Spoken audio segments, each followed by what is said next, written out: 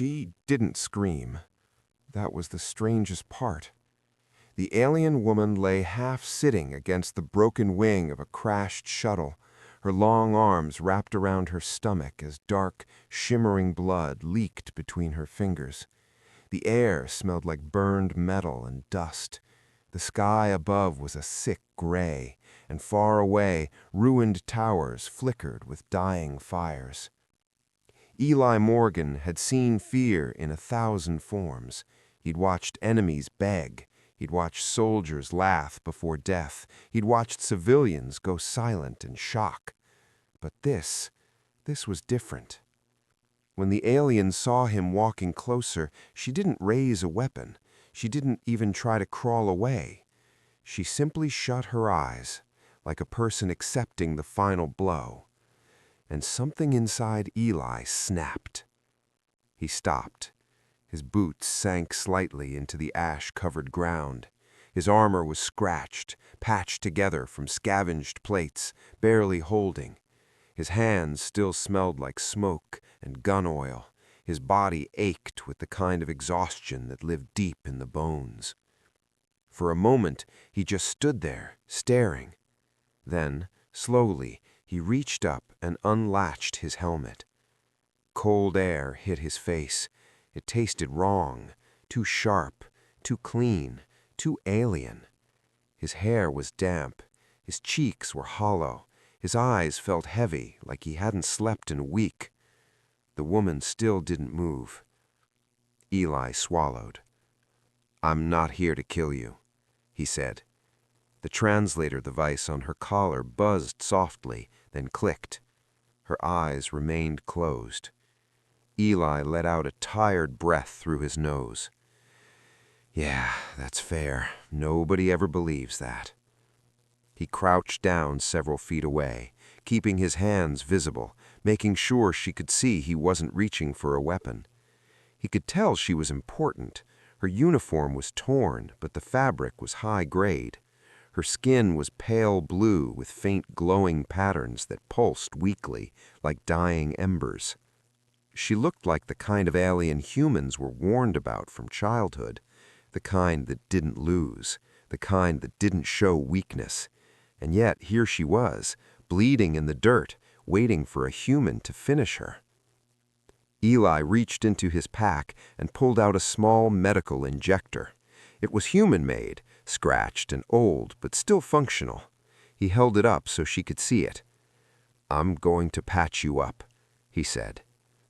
Her eyes fluttered open instantly. They were golden, wide, filled with disbelief so pure it almost looked like pain. "You," she whispered, "you speak calmly." Eli gave a weak shrug. "I'm too tired to be dramatic." Her gaze dropped to the human markings on her armor. Her throat bobbed as she swallowed. "Why?" she asked. That one word carried everything: fear, confusion, hatred, history. Eli hesitated. Then he answered honestly, "Because I'm done making the universe worse." The woman stared at him like he'd spoken a language her translator couldn't understand. Eli leaned in carefully and pressed the injector against her side. She flinched, but she didn't fight. The injector hissed. Nanofibers sealed torn flesh. Her breathing steadied, and as the glow in her marking slowly strengthened again, Eli realized something terrifying. Somewhere out there, someone was watching, and this single moment, this one choice, was going to change far more than either of them understood. Eli didn't notice the tiny blinking light hidden inside the broken shuttle's wreckage, but the alien woman did, and her expression turned from fear to horror. The first thing Suen noticed when she woke up was the silence. Not the sharp silence of a battlefield, where every quiet second feels like a trap. This was different. This silence was deep, heavy, almost peaceful. For a terrifying moment, she wondered if she was dead. Her eyes opened slowly. Above her, was a ceiling made of dull metal plates, bolted together in uneven lines. Dim blue lights ran across it like veins. The design was crude, but strong, functional, human. Suen's breath caught. She sat up too fast, and pain sparked through her side. She hissed softly and pressed a hand to the wound. It was wrapped, clean, treated, alive. The thought didn't comfort her. It frightened her even more. Alive, inside a human shelter. She turned her head, scanning the room. The space was small and packed with survival gear. Weapons lined one wall in neat order, rifles, blades, parts she didn't recognize. On the other side, tools and half-built machines were scattered like someone had been working without sleep. And near the far corner, standing over an open power unit, was Eli. He wasn't wearing his helmet now. His sleeves were rolled up. His hands were inside the machine, adjusting wires and coils, while tiny sparks jumped and faded. He looked calm, too calm for someone hiding from an entire fleet. "You're awake," he said without turning around. Suen froze. "How did you know?" she asked. He glanced over his shoulder with one eyebrow raised. "You gasped loud enough to wake the dead." She didn't know how to respond to that. She pushed herself off the cot slowly, standing on shaky legs. The room tilted slightly, but she steadied herself. "You could have killed me while I slept," Eli said, back to the machine. "Yeah, but that would have been rude." Suen stared at him. Humans were not supposed to say things like that. Her people had studied humans for generations. Every report said the same thing: uncontrollable violence, emotional instability, constant escalation, a species that didn't know how to stop. But the man in front of her wasn't acting like a beast. He was acting like a person. "You are not what we were taught," she said quietly. Eli snorted. "Funny, we say the same thing about you." That stung. Suen's glowing markings dimmed slightly as old memories returned. Burning human colonies, screaming evac ships, orders given without hesitation. "You attacked us first," Eli said suddenly, voice flat. Suen's throat tightened. "You were a risk, a variable, our simulations." Eli's hands stopped moving. He slowly turned around. His eyes weren't angry. They were tired. "So, you decided to solve the problem by burning children in their homes?" Eli asked. Suen opened her mouth, but nothing came out, because there was no good answer. Before she could speak, the shelter lights flickered once, twice, then stabilized. Eli's face changed instantly. His body went rigid. "That's not good," he muttered. Suen felt it too. A low vibration in the air, like pressure building, like a distant storm. Her eyes widened. "Scanning pulses," she whispered. "My people, they're searching." Eli's jaw tightened. "Of course they are." He moved fast now, stepping to the console and activating a cracked holographic display. A map flickered to life. Sweeping scan lines crawled across the region. They were getting closer. Suen's chest tightened. "If they find me here," she said, voice shaking, "they will erase this entire area. They won't care if you live or die." Eli stared at the map. Then he smiled. It wasn't a warm smile. It was the kind of smile humans wore when they were cornered and decided to become dangerous. "Good," he said. "Good?" blinked Suen. Eli reached under the console and pulled out a strange device, half human scrap metal, half alien crystal. He set it on the table like he'd been saving it for this exact moment. "Because if they're scanning," he said quietly, "then that means they're listening too." Suen's blood ran cold as Eli's device began to glow, because she recognized it instantly, and it was something no human should ever be able to activate. Suen stepped back slowly. Her eyes were locked on the device now humming on the table. Its crystal core pulsed with soft light, shifting colors in a pattern she knew far too well. "That's not possible," she said. Eli didn't look up.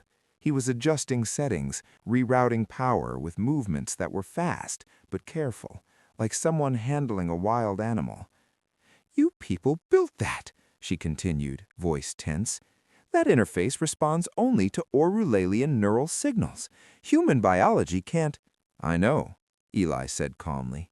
"That's what everyone keeps saying." The device let out a low, rising tone. Suen's heart began to race. "If you keep pushing it like that," she warned, "it could overload, or worse, it could send a beacon." Eli paused for half a second. Then he nodded. "That's the point." Her eyes widened. "You want them to find us?" "I want them to see us," he replied. Outside the shelter, the vibration in the air deepened. The scans were closer now, stronger, focused. Suen wrapped her arms around herself.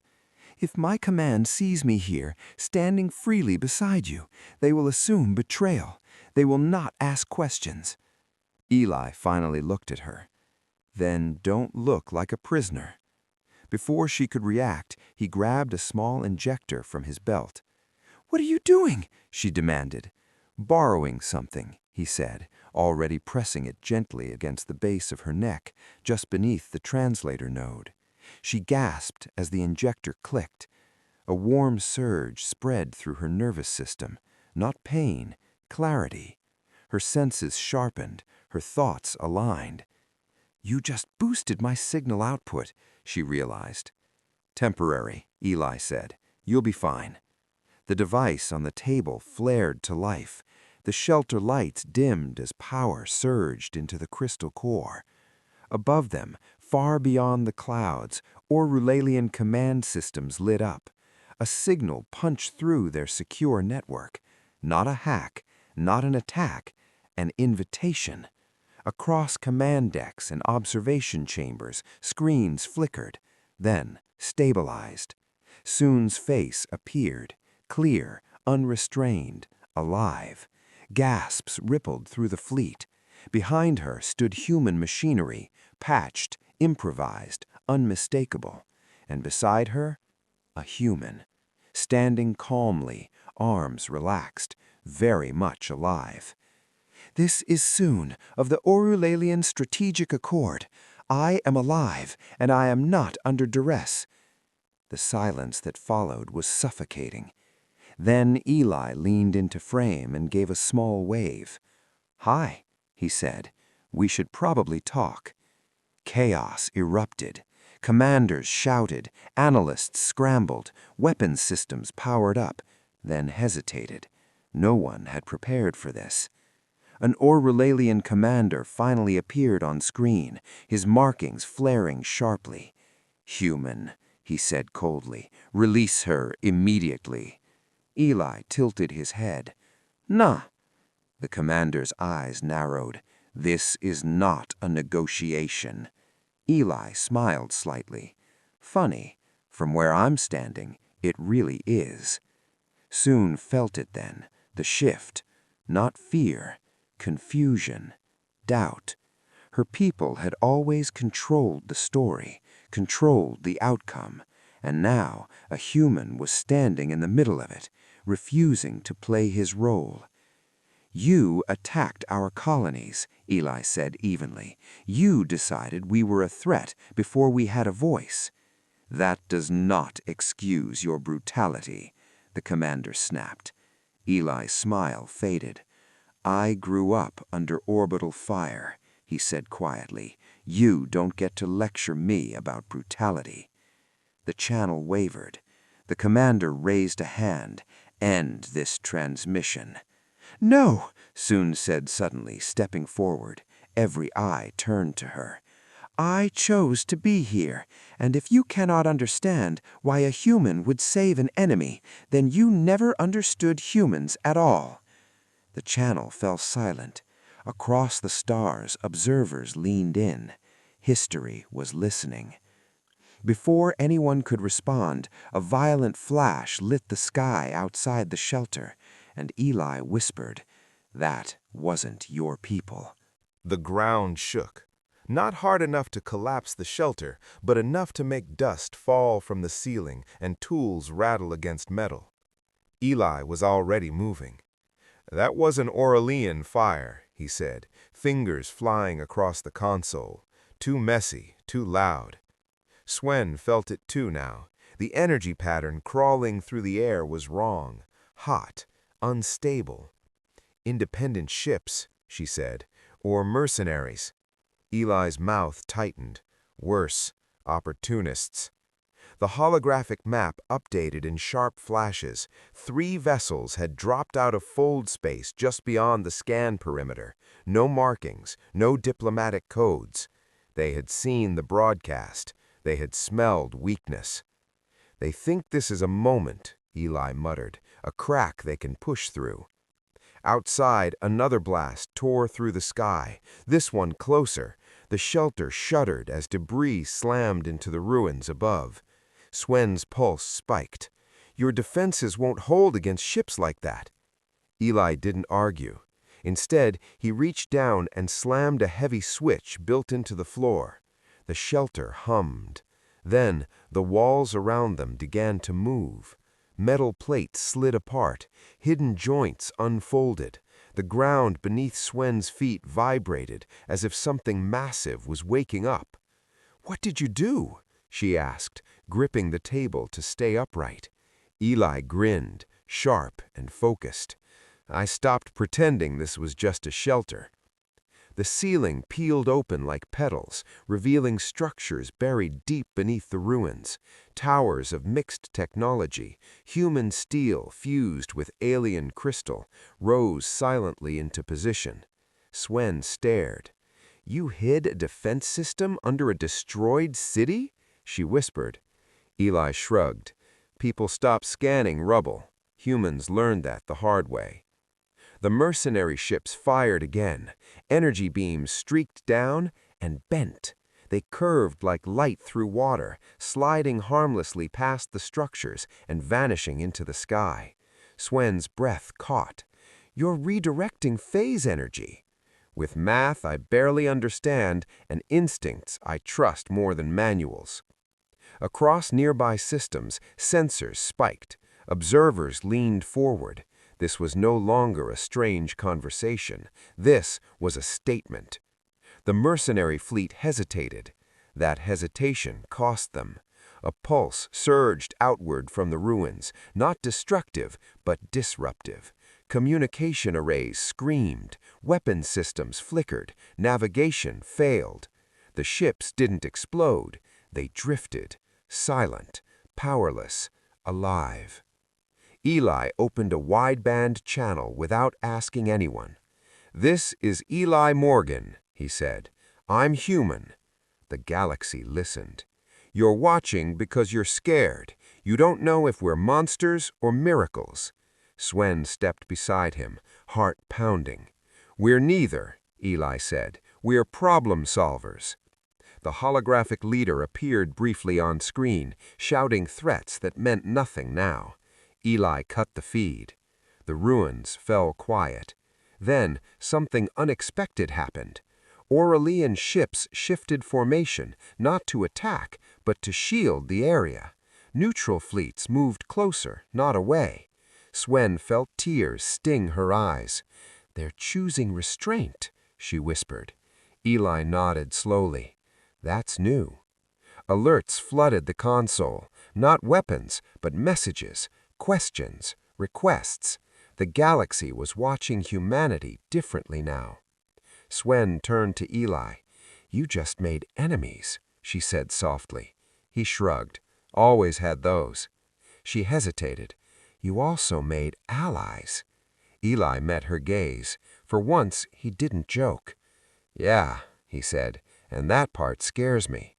A new encrypted signal flashed onto the screen, and Suen recognized the signature instantly. The Aurelian High Council was calling.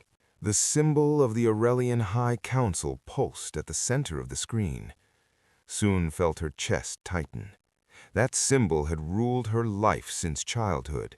It represented order, control, certainty.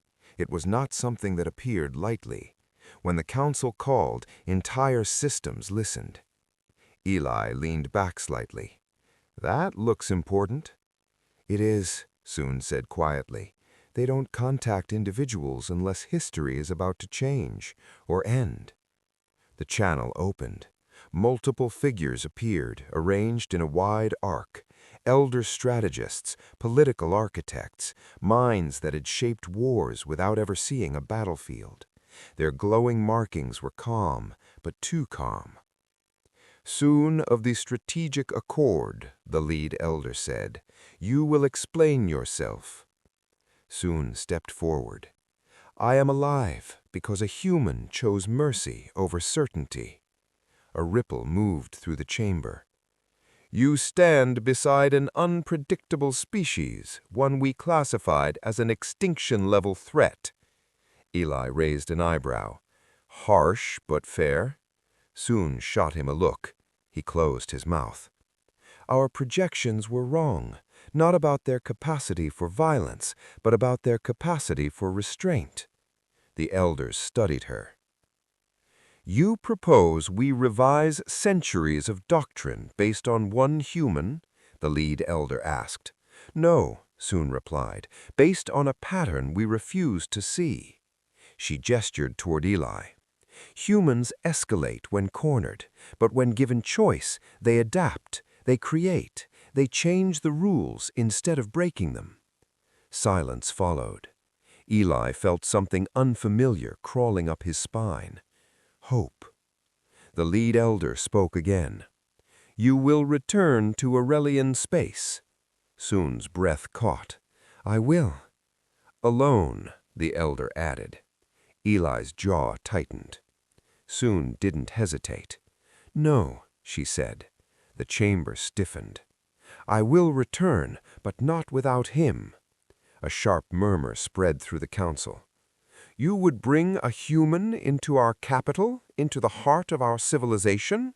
"Yes," Suen said firmly, "because if we don't learn who they truly are, someone else will, and they will not come with open hands." All eyes turned to Eli. He lifted both hands slowly. "Just to be clear, I didn't plan on this." The lead elder studied him for a long moment. "You are dangerous," the elder said. Eli nodded once. "So is ignorance." The channel went dark. The shelter was silent again. Suen let out a long, shaking breath. "Well," Eli said, "that went better than expected?" She gave a small, tired laugh. "You just challenged the core beliefs of my people." "Yeah, I tend to do that." Outside, distant fleets repositioned, not to attack, but to watch. History was bending. Suen turned to Eli, her expression heavy with truth. "You understand what this means, don't you?" "That I'm walking into the most hostile room in the galaxy?" he said. "Yeah." "No," she said softly. "It means humanity is no longer a myth." Eli frowned. "You are now an example," she continued, "and examples change empires." Eli looked out toward the stars, suddenly aware of how small one human could feel. "Guess I should try not to mess that up," he muttered. Suen's markings glowed brighter. "You already have, in the best way." As their ship prepared for departure, a new alert surfaced. Another fleet was moving, and this one wasn't watching. The warning wasn't subtle. A harsh tone blared from the console, followed by a red pulse across the holographic map. Eli leaned forward, eyes narrowing. That's not the council. Suen's stomach dropped. The incoming fleet signature was sharp, disciplined, and terrifyingly familiar.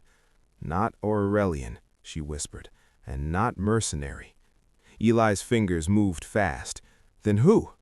Suen stared at the symbols appearing on the display. Her voice went cold. The Vask Dominion. Eli blinked. Should I know them? Suen swallowed. They've been waiting for the Aurelian Accord to slip for centuries. The Vask were not like humans and not like Aurelians. They didn't fight wars for territory. They fought wars for obedience.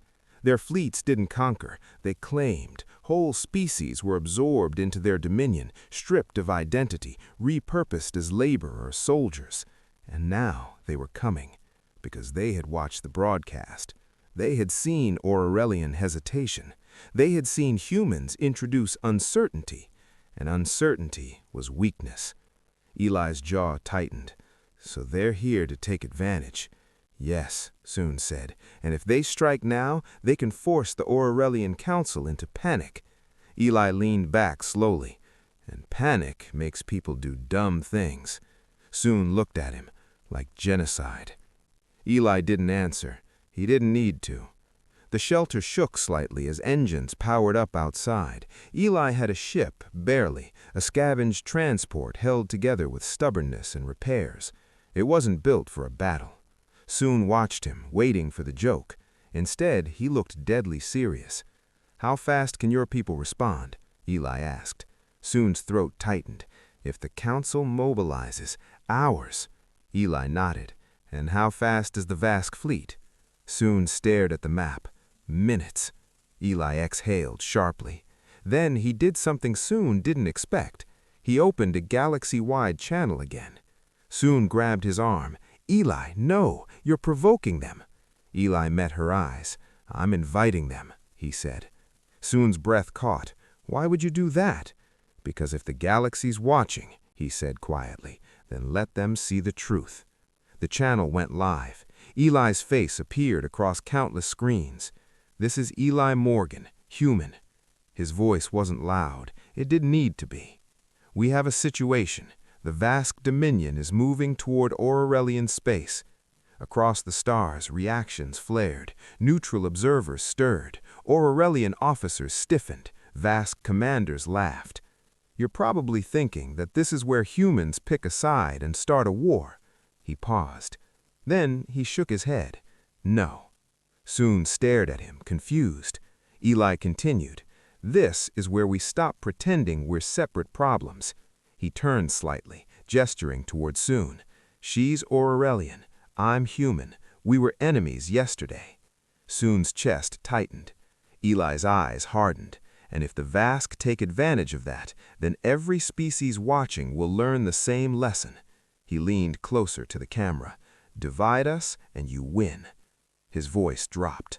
But if we cooperate, if we learn each other, then you don't get to pick us off one by one. The channel crackled. A Vask commander appeared, his face cruel and amused. Vask, human, you speak boldly for a species with no empire. Eli smiled slightly. We don't need an empire. We have something worse. The Vask narrowed his eyes. And what is that? Eli's smile faded. Neighbors. The Vask fleet surged forward, and soon realized with horror that Eli wasn't trying to escape. He was preparing to meet them head-on. The stars outside the viewport began to shift, not gently, aggressively. The Vask fleet accelerated, dark shapes cutting through space like blades. Their ships were ugly, angular, heavy, built for intimidation more than beauty. Weapons powered up in layers, one system feeding into the next. Suen felt her hands tremble. They are not slowing, she said. They intend to force surrender before negotiations. Eli stood still, watching. Yeah, he said softly, that tracks. She turned to him sharply. You can't face them like this. You don't have the firepower. You don't have allies in position. Eli didn't look afraid. He looked focused. That's because you're thinking like a fleet commander, he said. I'm thinking like a human. He tapped a few commands. The ship shuddered as power rerouted, not to weapons, but to communications. Antennas unfolded, signal boosters flared. Suen frowned. You're not reinforcing shields. Nope. Then what are you doing? Eli met her eyes. Calling in favors. Across the galaxy, signals spread. Not military orders, messages, short, simple, human. To colony networks, to civilian relays, to independent engineers, traders, miners, pilots, people who had watched the broadcasts, people who had felt something shift. The Vask fired a warning shot. Space rippled as energy tore through empty distance. "Last chance, human," the Vask commander said over the channel. "Withdraw or be erased." Eli opened the channel again. "No," he said calmly. Suen's heart pounded. "This isn't bravery. This is suicide." Eli shook his head slightly. "No, this is trust." Moments passed. Then a new signal appeared. Then another. Then dozens. Ships began dropping out of fold space. Small ones, old ones, uneven ones. Mining rigs with weapons bolted on. Cargo haulers reinforced with scrap plating. Civilian transports running hot engines and patched shields. They weren't a fleet. They were a crowd. Suen's breath caught. "They came," she whispered. Eli let out a slow breath. "Told you." The Vask commander's confidence wavered. "These vessels are uncoordinated," he sneered. "They will break." Eli leaned toward the mic. "Maybe, but they'll break together." The human ships didn't form perfect lines. They adapted. Some boosted shields, others jammed sensors. Engineers rerouted power mid-flight. Pilots adjusted based on instinct and shared data. The Vask fired, and space exploded with motion. Human ships didn't meet force with force. They diverted it, redirected it, turned energy into confusion. The battlefield became chaos, not the Vask's chaos, but human chaos, loud, messy, alive. Suen watched in stunned silence. "They're not following a plan," she said. Eli smiled faintly. "They are. It's just not written down." A Vask ship lost formation, another spun wide, a third powered down to avoid collision. The Dominion fleet hesitated, again, and Suen understood. They had never fought a species that didn't fear disorder. Eli's console chimed. Aurelian fleets were moving, fast. "They saw," Suen whispered. Eli nodded. "Good, because now the galaxy was seeing something else too. Humans weren't leaders, they weren't conquerors, they were connectors, and that made them dangerous in a way no empire understood." As Aurelian ships jumped into the battle zone, Suen realized the next choice wouldn't be Eli's or hers. It would belong to the Aurelian Council, and it would decide everything. The Aurelian fleet arrived like a wall of light. Sleek ships, silent, perfect, disciplined, slid out of fold space in flawless formation. Their shields shimmered like layered glass. Their weapons didn't flare wildly like the Vask. They waited. They calculated. Suen's breath caught in her throat. "That's the first Council Guard," she whispered. "They only deploy when the Council believes the future is at stake." Eli stared at the display. "No pressure." The Vask commander's voice cut across the channel, sharp and mocking. "Aurelian Accord," the Vask said. "You hesitate again. You have grown soft." The Aurelian fleet did not respond. They simply held position, their silence colder than threats. Suen felt sweat at the back of her neck. If her people fired first, it would confirm every fear about Aurelians being ruthless controllers. If they didn't fire, the Vask would press harder and possibly crush them. And humans? Humans were in the middle, holding the line with patched ships and pure stubbornness. Eli leaned toward the mic, speaking to Suen quietly. "They're deciding whether to save us." Suen nodded, her throat tight. "Or whether to erase us along with the problem." Eli looked at her. "Do you think they'd do that?" Suen hesitated. Her markings dimmed. "Yes," she admitted, "if they believe the risk is too great." Eli's jaw clenched. Then he did something reckless. He opened a private channel direct to the Aurelian Council Guard. Suen grabbed his wrist. "Eli, don't—" "Let me," he said. The channel connected. An Aurelian officer appeared, face calm, eyes bright with controlled intensity. "You are the human," the officer said. Eli nodded. "Yeah?" "You have interfered with multiple strategic outcomes." Eli shrugged. "I tend to do that." The officer's gaze flicked to Suen. "Strategic liaison, Suen. Step away from the human." Suen's chest tightened. Eli spoke first. "No," he said. The officer's markings flared. "This is not a discussion." Eli leaned closer. "Then let's make it one," he replied. The officer stared. Eli continued, voice steady but heavy with emotion. "You've spent centuries thinking humans are a disease, something you have to contain before it spreads." Suen's breath caught in her throat. Eli didn't blink. "But you were wrong. Not because we're harmless. We're not." The officer's gaze sharpened. Eli's voice softened. "You were wrong because you assumed fear is what drives us." He paused. "It's not." The silence stretched. Eli looked past the camera as if speaking to the entire Aurelian civilization. "What drives humans," he said, "is the moment we see someone close their eyes and accept death, and we decide we can't be that kind of universe." Suen's breath caught. Eli's throat moved as he swallowed. "We're tired. We're angry. We're capable of terrible things." His eyes hardened. "But we're also capable of choosing differently." The officer didn't respond, but Suen saw something subtle. The officer's markings dimmed, just slightly. Not fear, uncertainty. And uncertainty in Aurelian culture was the beginning of change. Outside, the vast fleet pushed forward again. The Aurelian ships finally moved, not to fire, to position themselves between the Vask and the human ships, a protective wall. Suen's eyes widened. "They chose us," she whispered. Eli let out a shaky breath he didn't try to hide. "Yeah," he said softly. "They did." But before relief could settle, a new signal pierced the battle zone, and Suen recognized the terrifying truth.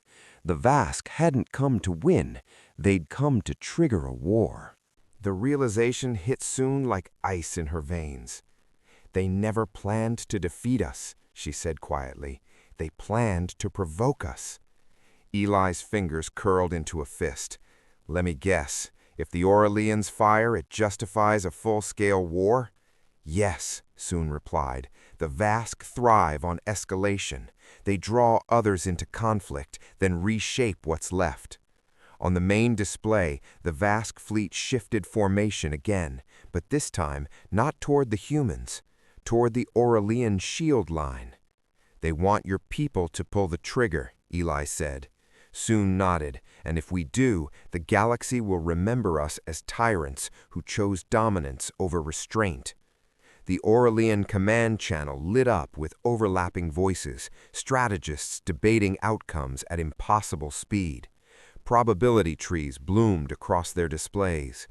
Too many futures, too little time. Eli stared at the screen, then made a sharp decision. "Okay," he said, "then we don't let them control the story." Suen turned to him. "What are you thinking?"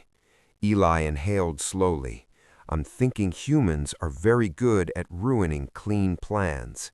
He opened a new channel, this time not wideband, not diplomatic, personal, directly to the Vask flagship. The Vask commander appeared, eyes cold, posture rigid. "You again," the commander sneered. "You should be afraid." Eli shook his head. "No, I should be honest." The Vask tilted his head slightly. "Speak." "You want us to strike first," Eli said. "You want the Aurelians to look like conquerors." The commander smiled thinly. And we're not doing it," Eli said. "So now you're stuck." The commander's eyes narrowed. "You think refusing to fight makes you strong?" "No," Eli replied. "I think it makes you irrelevant." The Vask's markings flared sharply. Eli continued before the commander could speak. You came here expecting fear, expecting predictable reactions. He gestured toward the human ships, still holding formation despite the pressure. But humans don't move the way you expect. Then Eli did something no one in the galaxy had ever recorded. He ordered every human vessel to power down their weapons. Suen stared at him. Eli, trust me, he said quietly. Across space, human ships complied, weapons dimmed, energy signatures softened. The Vask commander laughed. Pathetic. You disarm yourselves? Eli met his gaze. No, we disarm you. At his signal, human communication nodes flared, not with jamming, but with data. Open data. Battle recordings, sensor logs, civilian footage, proof of Vask manipulation across dozens of systems. The feed went public. Every observer saw it. The Vask's pattern, the traps, the forced escalations. Suen's breath caught. You're exposing them.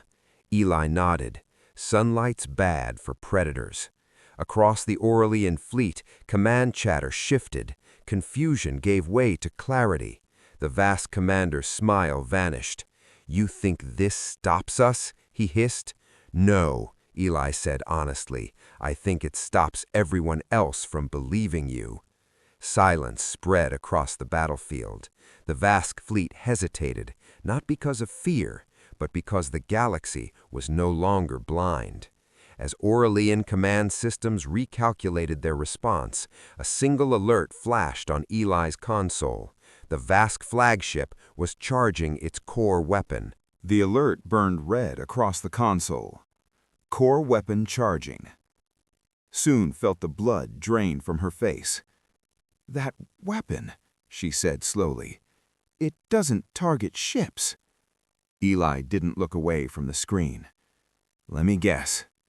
It targets space itself, she finished. A collapse field. Anything inside it stops existing. Eli exhaled. Yeah, that's bad. The Vask commander's image flickered back onto the channel, his expression no longer calm, no longer amused. You have embarrassed us, the commander said. Now you will teach the galaxy the cost of defiance. Behind him, energy gathered. Space twisted slightly around the Vask flagship, like reality was holding its breath. If the weapon fired, it wouldn't just kill humans, it would tear through the Aurelian shield line. Millions would die, and the Vask would blame the chaos on human interference.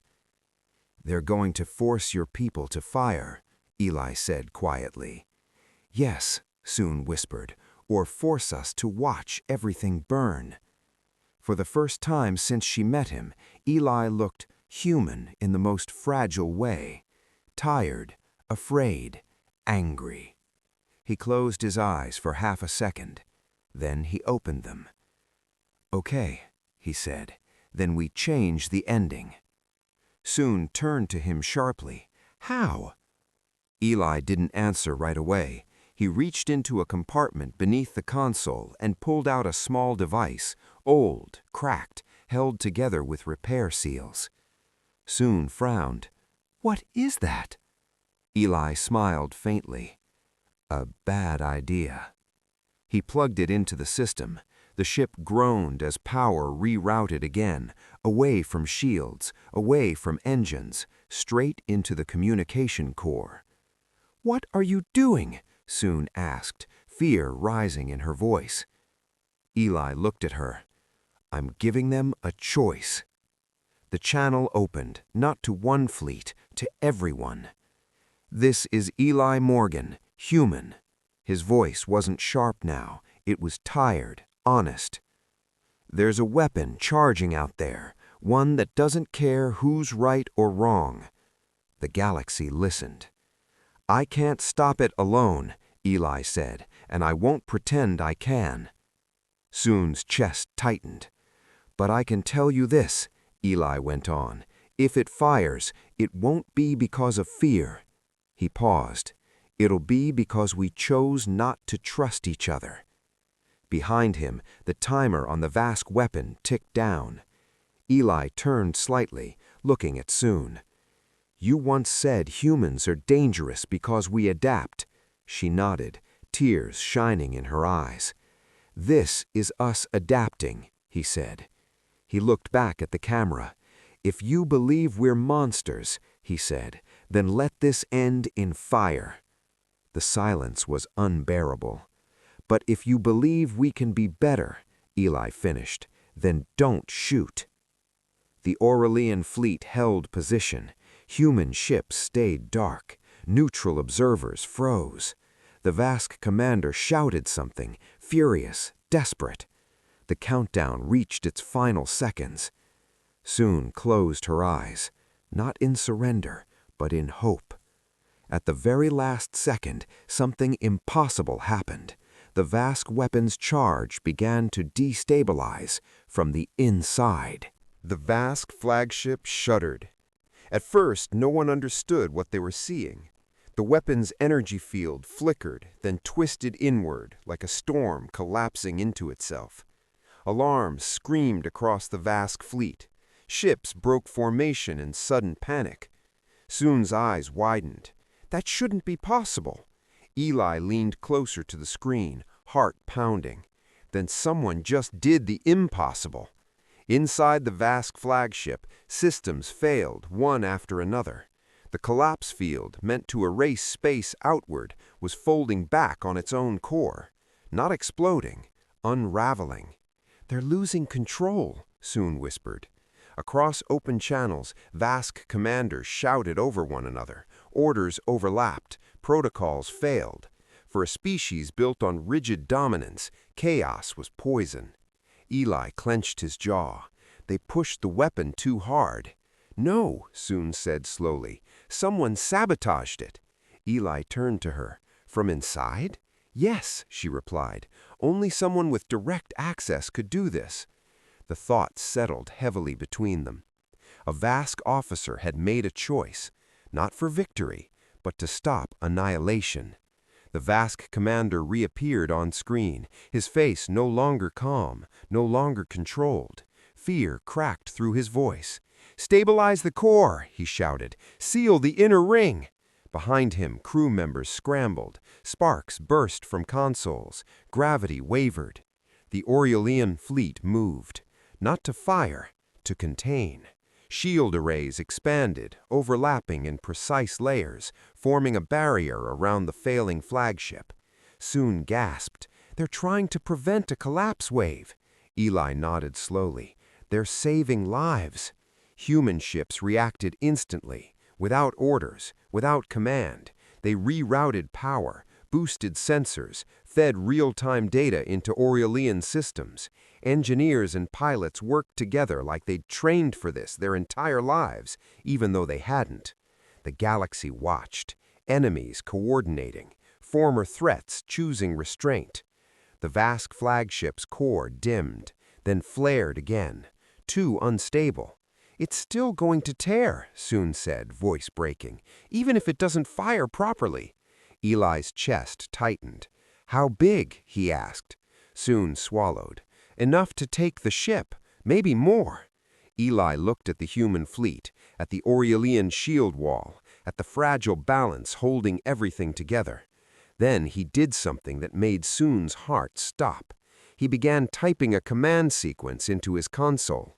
"What are you doing?" she asked sharply. Eli didn't look at her. "I'm reducing the blast radius." "You can't! Your ship isn't built for that." Eli finally turned. His eyes were steady. "I know." Suen stepped closer, panic flooding her voice. "Eli, please," she said, her voice breaking. "Don't do this."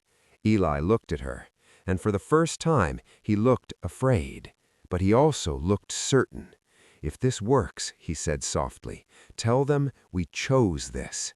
As Eli's ship broke formation and surged toward the collapsing flagship, Suen realized the truth. The galaxy was about to learn what humans were willing to sacrifice, and who would remember it. Eli's ship accelerated. Not fast like a warship, fast like something desperate. Suen watched the stars smear across the viewpoint, her breath caught somewhere between a sob and a scream. The console screamed warnings: heat overload, shield strain, gravity distortion. Every system was begging him to stop. Eli didn't. Across the battlefield, Aurelian and human ships reacted at once. Human pilots shouted into open channels, "Eli, pull back! Don't do it, man!" Aurelian officers barked commands in clipped tones. "Human vessel, return to formation." But Eli kept going, because the Vask flagship was dying, and if it died wrong, it would take everyone with it. The collapsed field around the Vask ship pulsed again, folding inward like a black flower. Space near it looked wrong, not dark, empty. Suen felt her stomach twist. "You won't survive that," she whispered. Eli glanced at her, and his eyes softened. "I'm not trying to survive," he said. "I'm trying to make sure everyone else does." Suen's throat tightened until it hurt. "You were right," she said shakily. "Humans are dangerous." Eli gave a small laugh, almost bitter. "Yeah," he said, "but not for the reason your people thought." The ship crossed into the edge of the distortion. Everything shuddered. Lights dimmed. Gravity flickered. Suen gripped the console so hard her fingers ached. Eli's hands moved fast, entering commands, rerouting power, forcing the ship's field generator into a pattern it was never designed to hold. "What are you doing?" Suen cried. Eli's voice stayed calm. "I'm giving the collapse somewhere to go." The ship's systems screamed. Then the distortion changed. The collapse field didn't expand. It pulled toward Eli, toward the human ship, like the universe itself was grabbing him by the collar. Suen felt tears spill down her face. "No," she whispered. Eli looked at her one last time, and in his expression there was no hero pride, no glory, just a tired human trying to do one good thing in a cruel universe. "Listen," he said softly. "You're going to live." Suen shook her head violently. "Eli!" "You're going to tell them," he continued, voice firm now. "Not what we can destroy, not what we can take." His eyes held hers. "You tell them what we chose." Suen's throat broke. "I don't want to lose you." Eli swallowed. "I know," he whispered. Then he smiled. Small, real, painful. "That means it mattered." The ship's hull began to tear. Metal groaned. The console sparked. The distortion surged, swallowing the vessel in silent light. And then it was over. The collapse field vanished. The Vask flagship drifted powerless and intact, its weapon dead. The battlefield fell still. Aurelian ships held position, stunned. Human ships floated in quiet shock. Neutral observers didn't speak, because for the first time in recorded history, a human had ended a battle without conquering, without demanding, without taking, only by giving. Suen stood alone on an Aurelian command deck hours later, staring at the stars.